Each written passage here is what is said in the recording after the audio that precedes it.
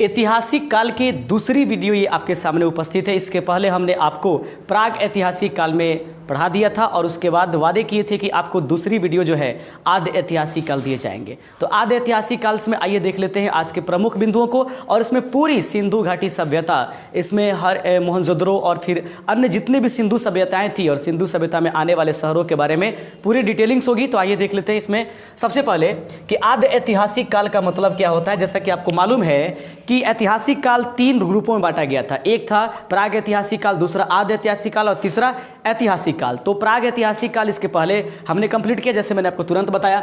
अभी जो है आद्य ऐतिहासिक काल में देखेंगे तो आद्य ऐतिहासिक काल का मतलब सबसे पहले जान लेते हैं। यानी कि कहने का अर्थ ये हुआ कि ऐतिहासिक काल का या फिर ऐतिहासिक काल का वह काल जब लिखा तो जाता था, अर्थात मनुष्य लिखना जान गया था, लेकिन उसके लिखे गए चीज़ों को आखिर उसने क्या लिखा है, किस प्रकार से लिखा है, उसको आज तक मानव सभ्यता पढ़ने में असफल रहा। इस काल को हम लोग आद्य ऐतिहासिक काल के नाम से जानते हैं। उसी को मैंने लिखा, मानव ने लिखना सीखा जिसे अब तक नहीं पढ़ा गया है, इसको आद्य ऐतिहासिक काल। इसकी जानकारी का स्रोत पुरातात्विक स्रोत है। पुरातात्विक का मतलब समझ रहे हैं कि पुरातत्वों से यानी कि खोद करके जो चीज़ें निकाली गई हैं उससे प्राप्त होने वाली साक्ष्य को पुरातात्विक साक्ष्य कहेंगे। आइए देख लेते हैं इस आद्य ऐतिहासिक काल को। सिंधु नदी के तट पर यह जो आद्य ऐतिहासिक काल जो है विस्तार जो होती है वह सिंधु नदी के तट पर होती है। इस कारण से इसे सिंधु सभ्यता के नाम से भी जानेंगे। तो आद्य ऐतिहासिक काल को हम लोग सिंधु सभ्यता के नाम से भी जानेंगे। इस सभ्यता की जानकारी सबसे पहले या जानकारी जो है पहली खुदाई, इस सभ्यता की जानकारी के लिए सबसे पहली खुदाई जो है हड़प्पा में किया गया था। यानी आद्य ऐतिहासिक काल की जो आंकड़े हैं या जो पुरातात्विक साक्ष्य हैं वो हड़प्पा से खोद करके निकाला गया था। यही कारण है कि इसे हड़प्पा सभ्यता के नाम से भी जानते हैं। तो सिंधु सभ्यता और हड़प्पा सभ्यता दोनों अगर पूछे तो दोनों को आप एक समान समझिएगा। आगे लिखता है कि इसकी जानकारी अर्थात सभ्यता यानी कि सिंधु सभ्यता की जानकारी जो है चार्ल्स मैसन ने दिया था। यह हड़प्पा सभ्यता की जानकारी चार्ल्स मैसन ने दिया। जेम्स कनिंगम जो था इसका सर्वेक्षण किया था सबसे पहले। ये बिंदु आपके सामने है। यह पूरी सिंधु सभ्यता लगभग 13 लाख वर्ग किलोमीटर जैसे क्षेत्र पर फैला हुआ है। 13 लाख वर्ग किलोमीटर क्षेत्र पर सिंधु सभ्यता जो है वह फैली हुई है। इसको अगर देखेंगे कि इसका नामकरण किसने किया था, सिंधु सभ्यता हड़प्पा सभ्यता का नामकरण करने का श्रेय जो है जॉन मॉर्सल को जाता है। ये पॉइंट आपके सामने है।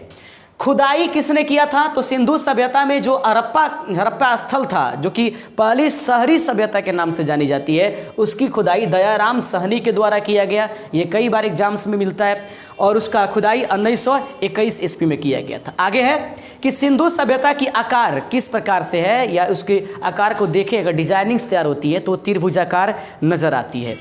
आगे देख लेंगे यहाँ से सिंधु सभ्यता दुनिया की पहली शहरी सभ्यता है। याद रखेंगे यह हड़प्पाई सभ्यता। हड़प्पा सबसे पहला नगर कौन था तो पूछे तो हड़प्पा था। और कौन सी सभ्यता दुनिया की सबसे पहली शहरी सभ्यता थी तो उसका नाम सिंधु सभ्यता है। हड़प्पा कहाँ है तो हड़प्पा रावी नदी के किनारे उपस्थित है, रावी नदी के तट पर। और सिंधु सभ्यता कहाँ है तो सिंधु नदी के तट पर। तो हड़प्पा उसकी एक क्या है शहर है और सिंधु एक पूरी एक डिटेलिंग सभ्यता है। तो हड़प्पा जो है रावी नदी के तट पर है, जो माउंट गोमरी एक जिला है पाकिस्तान में। माउंट गोमरी जिला पाकिस्तान में यह उपस्थित है। यहाँ से कुछ वस्तुएं प्राप्त हुई है। वस्तुएं हैं कुम्हार की चाक। ये एग्जाम्स में पूछे जाते हैं कि कुम्हार की चाक जो है कहाँ से प्राप्त हुए हैं, तो वह ये जो है आपका हड़प्पा से प्राप्त हुआ है।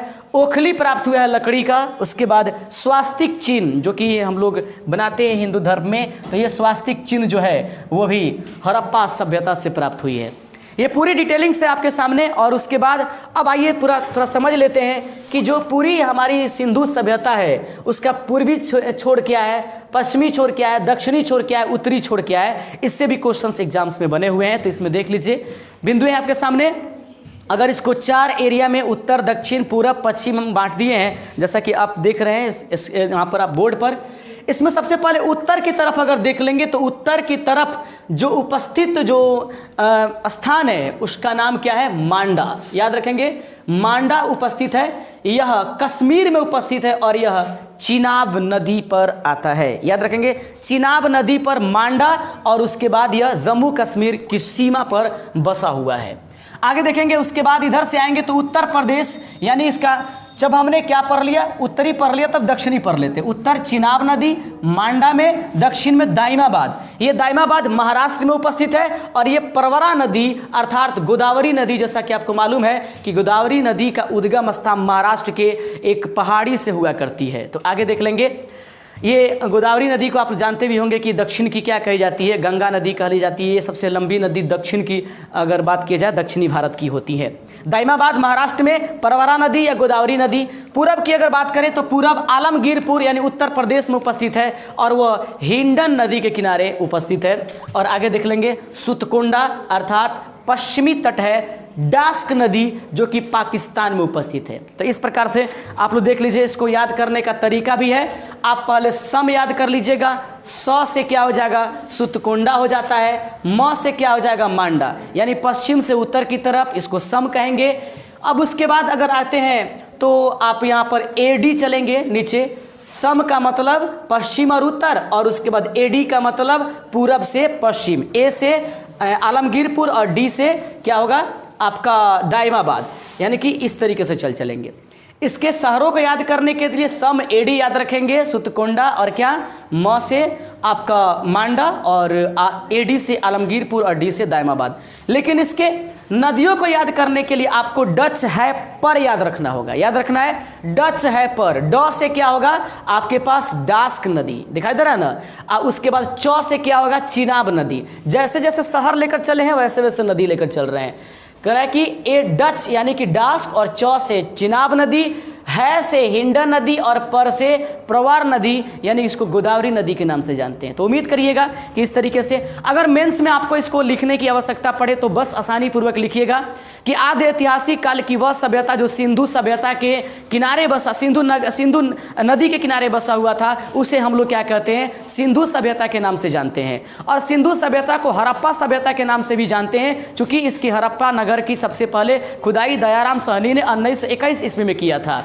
ठीक है, इसी को आगे बढ़ाते हुए लिख देंगे कि दयाराम सहनी, इसके बारे में सबसे पहले जानकारी जो है चार्ल्स मैसन ने दिया था और इसका सर्वेक्षण जो है जेम्स आपका कलिंघम ने किया था।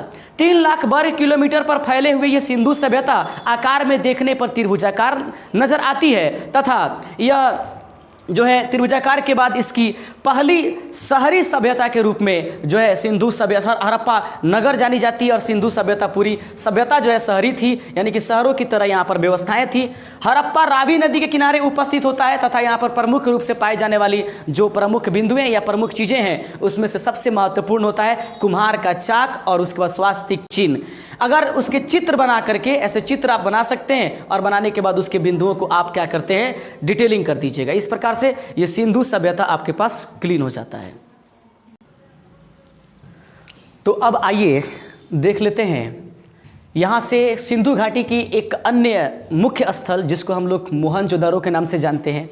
इस पर कुछ दिन पहले एक फिल्म भी आई थी जो कि ऋतिक रोशन के माध्यम से बनाया गया था। इसमें मोहनजोदड़ो की हर बिंदुओं को दर्शाया गया था। उसको अगर आप देख लेते हैं तो मोहनजोदड़ो को बिल्कुल आप और नज़दीक से समझ पाएंगे। तो यहाँ पर है कि मोहनजोदड़ो क्या है, तो आदि ऐतिहासिक काल अर्थात सिंधु सभ्यता की एक अन्य नगर है जो सिंधु सभ्यता का एक शहर, यह एक शहर था जिसका सामान्य अर्थ मृतकों का टीला होता है। ये कई बार एग्जाम में पूछा गया है कि मोहनजोदड़ो का सामान्य अर्थ क्या होता है, तो इसका सही आंसर है मृतकों का टीला होता है ये मोहनजोदड़ो का अर्थ। सन 1922 ईस्वी में ये राखलदास बनर्जी इसकी खुदाई किए थे, यानी कि इसकी खुदाई करता व्यक्ति का नाम क्या था, तो उनका नाम था राखलदास बनर्जी। तो ये भी क्वेश्चंस इंपॉर्टेंट होते हैं एग्जाम्स की दृष्टि से। मोहनजोदड़ो सिंधु नदी तट पर स्थित है। तो सिंधु घाटी सभ्यता जिस प्रकार से सिंधु नदी के तट पर उपस्थित है या उनके सहायक नदियों पर यूँ कहें तो मुख्य नगर भी उपस्थित है, मुख्य जगह उपस्थित है, तो मोहनजोदड़ो सिंधु नदी तट पर स्थित है। सिंधु सभ्यता का सबसे बड़ा शहर, याद रखेंगे सिंधु सभ्यता का सबसे बड़ा शहर कौन सा था, ये अगर क्वेश्चन पूछ दिए जाएँ तो उसका सही आंसर हो जाएगा आपके सामने मोहनजोदड़ो।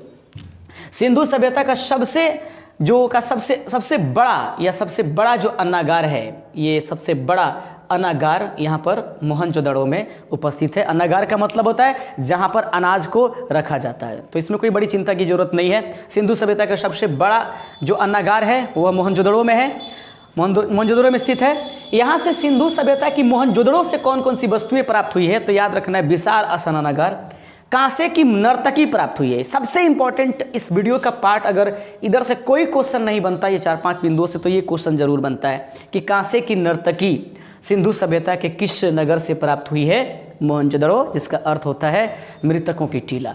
आगे देख लीजिएगा, यह स्थान पाकिस्तान के लड़काना जिला में स्थित है, यानी मोहनजोदड़ो जो है वह पाकिस्तान के लड़काना जिला में उपस्थित है। आगे है चंदहुदड़ो, या इसको चनहुदरो भी कहीं कहीं देखने को मिला है। तो चनहुदरो या चंदहुदरो दोनों में से कोई भी पूछता है तो आपको इसका घबराने की जरूरत नहीं, दोनों एक ही नाम है। गोपाल मजुमदार ने इसकी खुदाई की थी, यानी कि इसके खुदाई कर्ता का नाम गोपाल मजुमदार था। वो 1931 ईस्वी में चनहुदरो नामक जो जगह है, स्थल है, वह सिंधु सभ्यता का इसका खुदाई करते हैं। यह अभी पाकिस्तान में है, यह सिंधु नदी के तट पर है। तो मोहनजोदड़ो और उसके बाद ये चनहुदरो, अभी तक ये दोनों के दोनों जो नगर है या दोनों के दोनों जो आपको स्थल दिखाई दे रहा है, ये दोनों के दोनों सिंधु नदी तट पर स्थित है। इसमें दुर्ग नहीं है, इसमें किसी भी, इसकी खासियत है कि चनहुदरो में किसी भी प्रकार का एक भी दुर्ग उपस्थित नहीं है। यह एक औद्योगिक शहर है, यानी कि यह जो इंडस्ट्रियल्स आपको सिटीज़ के नाम से जानी जाएगी, जिसका नाम चनहुदरो है। प्राप्त वस्तुएं सबसे इंपॉर्टेंट याद रखिएगा, मेकअप का सामान और बिल्ली का पीछा करता हुआ कुत्ता। बस याद रखिए, एक और हो जाएगा, मेकअप के सामान में लिपस्टिक आ जाएगा। लिपस्टिक भी कहाँ से मिला है, चंदहुदड़ो या चुनहुदड़ो में। तो यही आपके पास अलंकृत ईंटा भी है, बस यही देखना है। अब एक बार रिपीटिशन कर लेते हैं ध्यान से, जल्दी से जल्दी। सिंधु सभ्यता का सबसे बड़ा शहर या इसका जिसका सामान्य अर्थ क्या होता है, मृतकों का टीला। 1922 ईस्वी में राखल दास बनर्जी ने खुदाई किया। मोहनजोदड़ो सिंधु नदी तट पर स्थित है, सबसे बड़ा शहर है। उसके बाद अन्नागार यहीं पर उपस्थित है, विशाल ये स्नानागार उपस्थित है। यहाँ कांसे की नर्तकी यहाँ से प्राप्त हुई है। अंततः आप गोपाल मजुमदार ने इसकी खुदाई किया था 1931 में, जिसका नाम चनहुदरो पड़ा। यही बिंदु थी आज के वीडियो में। तो आज का ये दूसरा वीडियो, सिंधु सभ्यता का पहला वीडियो और ऐतिहासिक काल का ये दूसरा वीडियो आपके लिए उपलब्ध कराया गया है। तीसरे वीडियो के साथ हम जल्दी उपस्थित हो जाएंगे और तीसरे वीडियो अगले दिन उपस्थित होगा। जय हिंद, शुक्रिया।